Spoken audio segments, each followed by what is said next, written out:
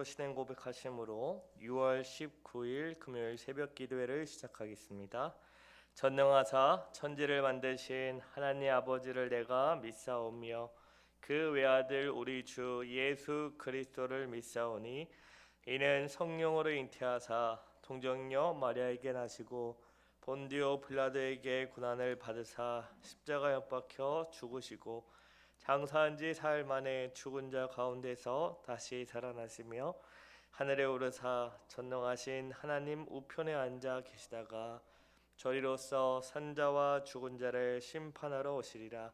성령을 믿사오며 거룩한 공예와 성도가 서로 교통하는 것과 죄를 사하여 주시는 것과 몸이 다시 사는 것과 영원히 사는 것을 믿사옵나이다. 아멘. 우리 찬송가 213장 나의 생명 드리니 다 같이 찬송하겠습니다. 213장입니다. 찬송가 213장 나의 생명 드리니 다 같이 찬양합니다. 나의 생명 드리니 주여 받아 주셔서 세상 살아갈 동안 찬송하게 하소서. 손과 발을 드리니 주여 받아 주셔서 주의 일을 위하여 민첩하게 하소서. 나의 음성 들으니 주여 받아 주셔서 주의 진리 말씀만 전파하게 하소서. 나의 보화 드리니 주여 받아 주셔서 하늘나라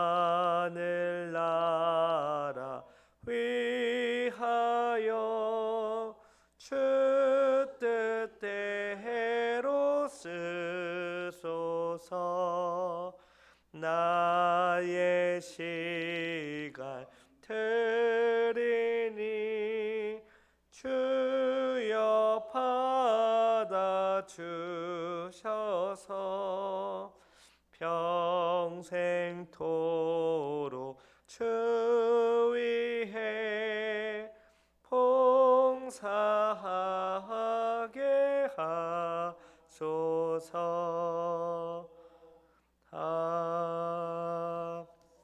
아멘. 기도하겠습니다. 하나님 아버지 감사합니다. 새해부터 우리를 부르시어 주님께 찬양하고 주의 말씀으로 또 기도로 은혜를 베풀어 주시니 참으로 감사합니다. 하나님께서 우리를 너무나 사랑하셔서 그의 아들 독생자를 보내시어 죽기까지 사랑하심으로 인하여 우리의 모든 죄가 다 사함을 받았고 하나님의 자녀여 영원한 하늘에 속한 자로 우리를 삼아주시니 너무나 감사합니다.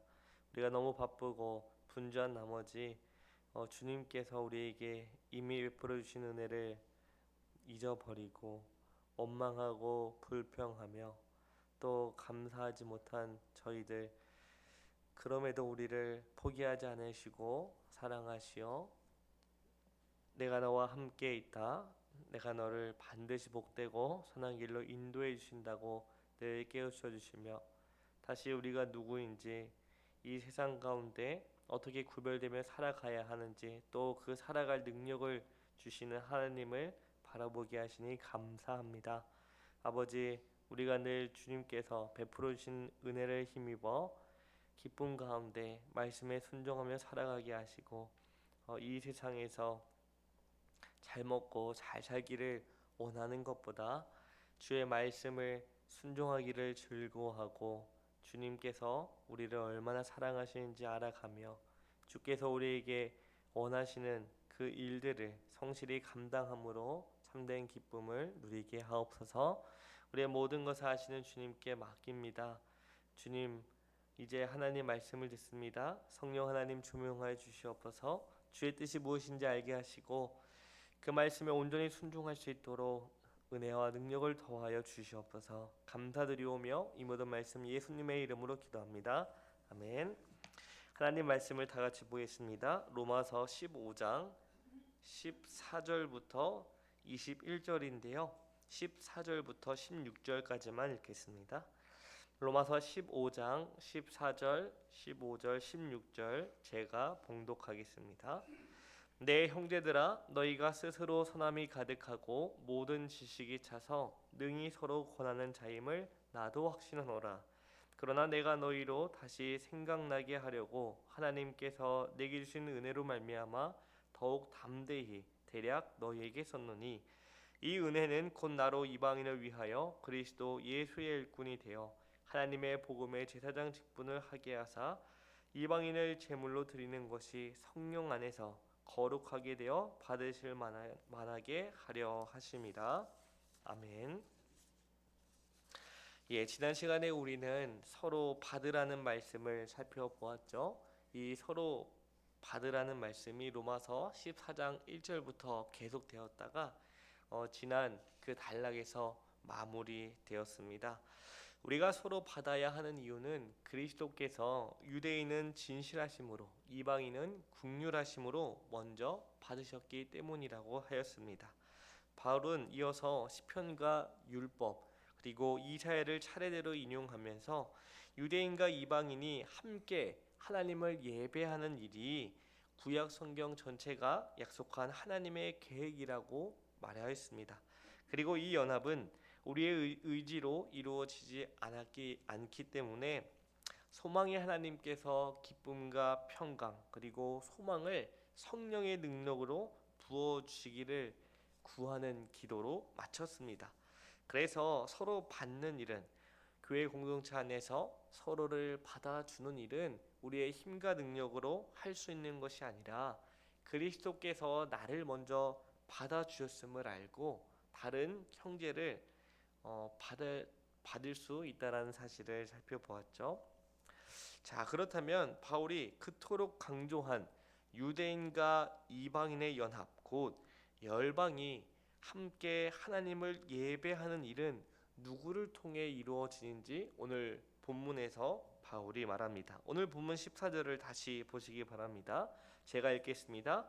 내 형제들아, 너희가 스스로 선함이 가득하고 모든 지식이 차서 능히 서로 권하는 자임을 나도 확신하노라. 오늘 본문에서 바울은 로마 성도들을 진심으로 인정하며 칭찬하는 말로 시작합니다. 그들은 선함이 가득하고 모든 지식이 차 있으며 능히 서로 권면할 수 있는 성도들이었습니다.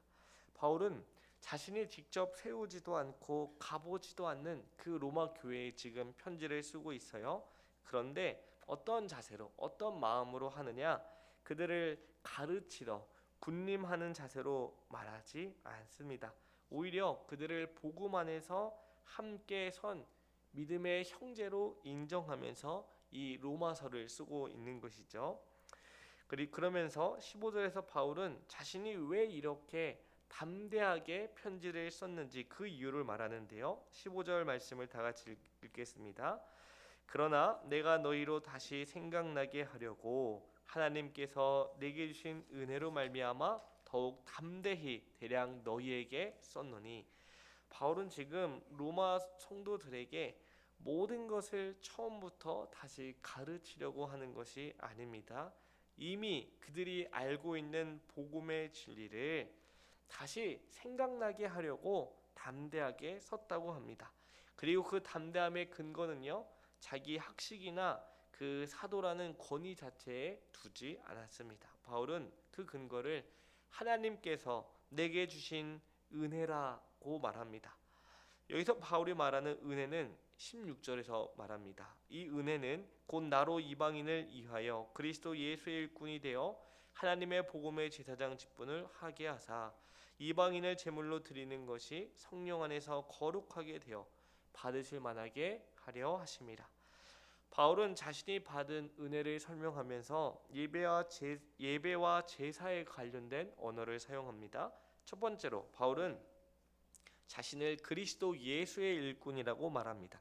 여기서 일꾼은 단순히 개인적으로 심부름하는 종이라기보다 하나님 앞에서 공적이고 예배적인 봉사를 감당하는 사람입니다. 또 두 번째로 바울은 자신이 하나님의 복음의 제사장 직분을 맡았다고 합니다.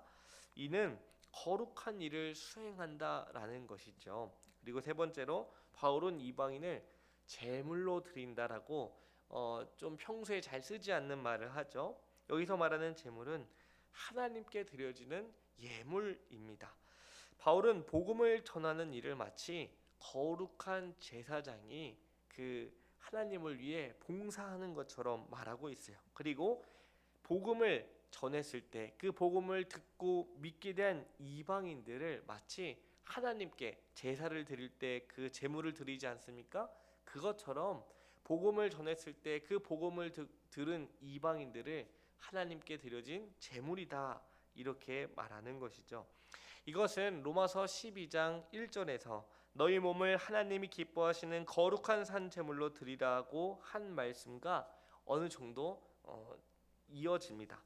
그러나 여기서 주의해야 될 것은 바울이 자신을 제사장적인 언어로 설명했다고 해서 그리스도의 희생을 다시 드리는 것은 아닙니다. 또한 복음 사역자를 구약의 제사장처럼 세우려는 것도 아니죠. 그러니까 바울은 복음을 전하여 사람들이 하나님께 드려지도록 섬기는 그 사역의 거룩함과 존귀함을 지금 제사장적인 언어로 설명을 하고 있는 거예요. 복음의 일꾼은 그리스도의 단번에 완성된 희생을 반복하는 사람이 아닙니다. 그러니까 오직 우리의 중보자, 하나님과 인간 사이의 중보자는 예수 그리스도밖에 없음을 이제 확실하게 하고, 이 복음의 일꾼은 그런 일을 하는 것이 아니라는 거죠. 복음을 사람들에게 전하여 복음을 들은 사람들로 하여금 누구에게로 인도하는 거예요? 예수 그리스도께로 인도하는 겁니다. 그래서 그들이 하나님께 드려진 산 제물로 거룩하게 예배의 삶을 살아가게 한다라는 것입니다. 또 한 가지 우리가 보아야 될 것은 바울은 자신이 이방인을 하나님께 드리는 자처럼 말하지만 그 이방인을 하나님께 받으실 만하게 거룩하게 하시는 분이 아니라고 말해요.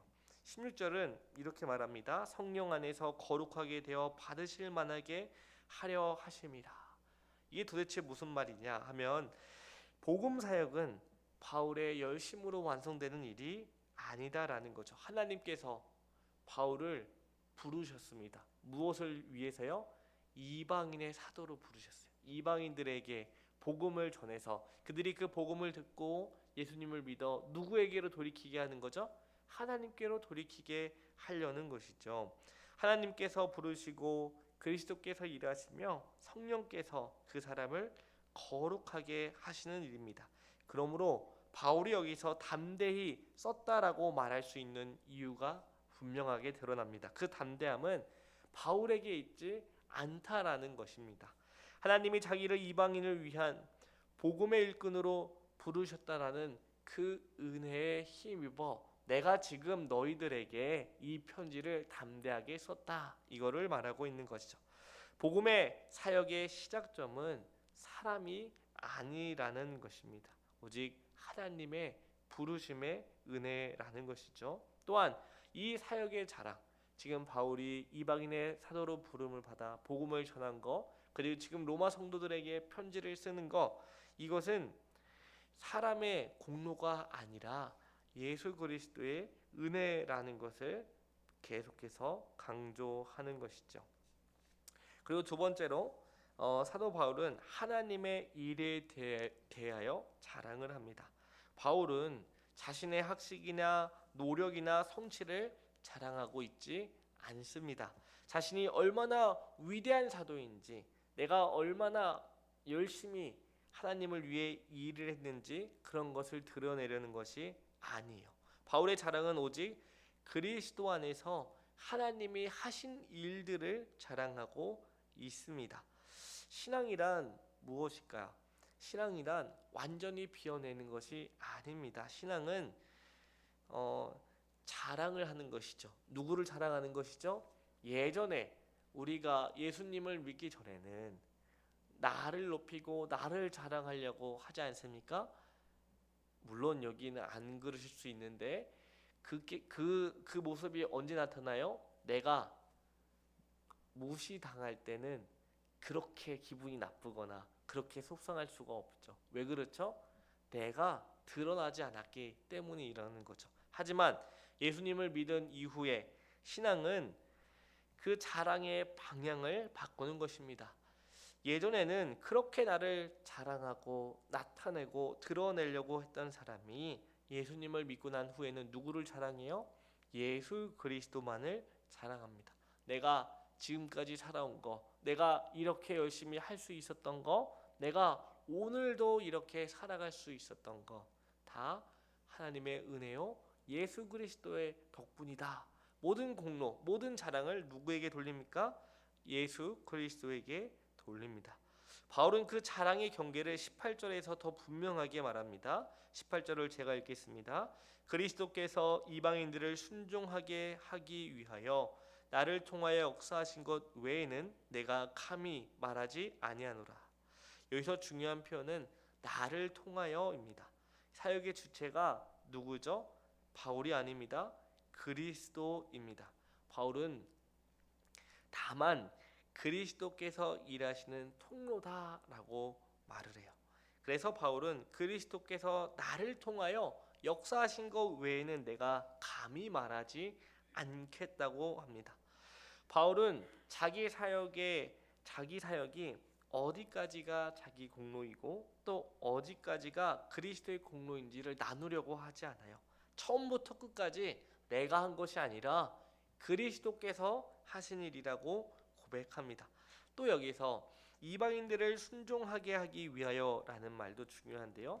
이 순종은 단지 착한 행동을 몇 가지 말하는 것이 아닙니다. 복음을 듣고 그리스도께 믿음으로 굴복하는 순종, 그 곧 믿음의 순종을 말하죠. 바울의 사역은 무엇이었죠? 이방인들에게 복음을 전하는 거죠. 그들이 복음을 듣고 어떻게 해요? 회개하고 예수님을 믿습니다. 그냥 믿고 자기 마음대로 살아갑니까? 그렇지 않습니다. 이방인들이 복음을 듣고 그리스도께 순종하는 자리로 나아가게 하는, 그것을 누가 한다는 거예요? 바울이 하는 거죠. 근데 누구를 통해서요? 그리스도를 통해서 한다는 것입니다. 그런데 바울은 그것이 자기의 설득력 때문이라고 말하지 않습니다. 그리스도께서 자신을 통해 역사하셨기 때문에 이방인들이 복음을 들었고 돌이킬 수 있었다라는 것을 말하는 거죠. 바울은 계속해서 자기가 한 것이 아니라 그리스도께서 나를 통하여 이런 일들을 행하였다라고 말하고 있습니다. 그래서 바울은 예루살렘으로부터 일로리고네까지 그곳까지 이르기까지 그리스도의 복음을 편만하게 전하였다라고 말을 하고 있는 것이죠. 바울은 예루살렘에서 시작하여 그 지역에 이르기까지 세계 곳곳을 돌아다니며 복음을 전하고 교회를 세웠습니다. 여기서 편만하게 전하였노라라는 말은 바울이 모든 사람에게 직접 복음을 다 전했다는 자기 자랑이 아닙니다. 자신에게 맡겨진 그 사도적 임무, 곧 여러 지역에서 또 여러 거점에서 복음을 전하고 교회가 세워지는 그 일을 자기가 섬기는 역할을 했다라는 거죠. 이런 고백은 그 일을 내가 아니요 그리스도께서 친히 이루셨다라는 고백을 말합니다.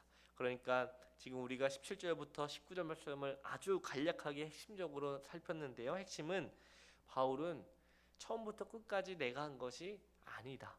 그리스도께서 나를 통하여 하셨다라는 것을 말하면서 지금 자기를 자랑하는 것이 아니라 누구를 자랑합니까?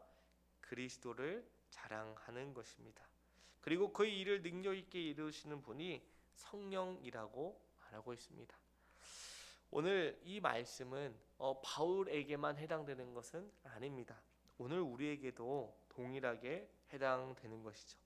교회 안에 맺힌 모든 선한 열매들, 우리의 손을 통해 일어난 모든 섬김, 그리고 우리가 감당한 모든 봉사와 헌신은 사실 따지고 보면 누구의 일입니까?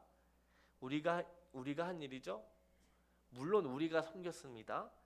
열심히 기도했고요. 시간과 체력을 주님을 위해 열심히 움직이고 쏟았습니다.